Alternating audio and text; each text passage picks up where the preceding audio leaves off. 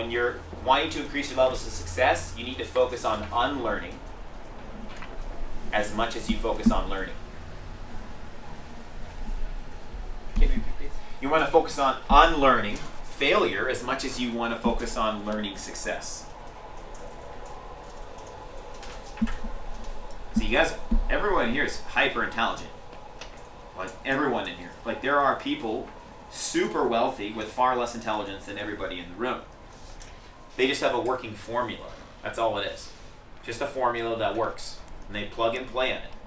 And they didn't get downloaded or indoctrinated with a bunch of bad data. We all have bad data. If you have bad results in one area of your life, you have bad data in that area.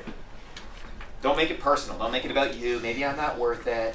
Maybe it's my limiting beliefs. No. You just have bad data. Don't make it about you. Don't get all self-conscious. Oh, I don't have success in my health. You have bad data. That's all it is.